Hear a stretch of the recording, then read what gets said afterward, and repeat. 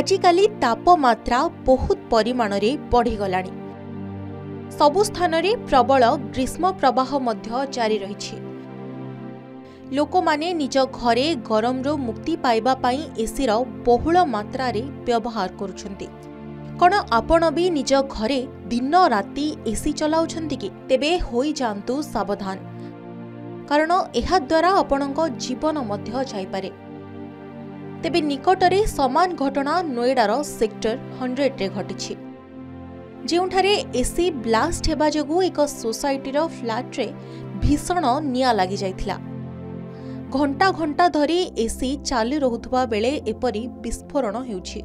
तेबे आज आमे आपणको कहिबाकू जाउछु केउ सब सावधानता आपणेबा द्वारा आपण एभली विपदरू बंची पारिबे एवं आपणको घरे कोनोसी दुर्घटना घटिबो नाही।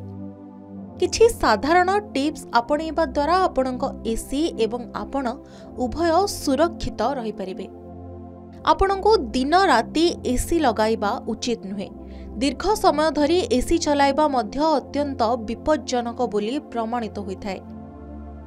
एपरि परिस्थिति रे एसी को आवश्यकता नथिबा समय रे बंद करिबा जरूरी अटे। राति रे सोइबा समय रे एसी रो तापमात्रा एवं टाइमर सेट करिबा उचित, जहा द्वारा एसी उपरे अधिक लोड पड़िबो नाही।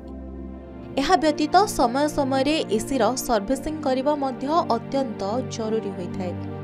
रेफ्रिजरेंट लीक एसी फाटिबार सबुठारो बड़ कारण बोली विवेचना करा जाय। रेफ्रिजरेंट्स हेउछि सेही गैस जहा कोठरी को ठंडा रखिबा पई काम करिथाय।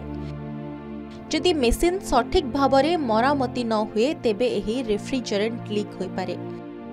एहा परे एही गैस इलेक्ट्रिक स्पार्क संस्पर्श रे आसी विस्फोरण घटाई थाए। तेणु नियमित भावरे एसीर सर्विसिंग करिबा उचित, जहा द्वारा कोनोसी दुर्घटना घटिबार संभावना कमी जाई थाए। एसी फिल्टर रो जांच मध्य समय समय करिबा उचित। सबुठारु मुख्य कथा हेउछि जे लगातार एसी चलाइबा द्वारा ही एभली दुर्घटनार मामला बढ़ी पारे लागिछि। घरर एमसीबी मध्य नियमित भावरे जांच करिबा आवश्यक होइथाय। एही सबो किछि छोट छोट कथा ध्यान रे रखि आपण घरे आराम रे एसी चलाई पारिबे एवं कोनोसी दुर्घटनार आशंका मध्य रहिबो नाही। प्रबल गरम समय रे घर को ठंडा रखिबारे एसी अत्यंत सहायक हुए। आजिकाली एसी प्रत्येक घर पाई एक आवश्यकता पालटिछि, किंतु अनेक लोक असावधानता अवलंबन करती, जेउथिपाई एसी रे विस्फोरणर आशंका बढ़ी जाइथाय। ग्रीष्म ऋतुरे एभली परिस्थिति शीघ्र सामना को आसे।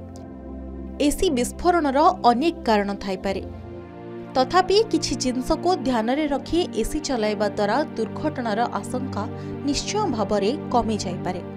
ब्यूरो रिपोर्ट, के न्यूज ओडिशा।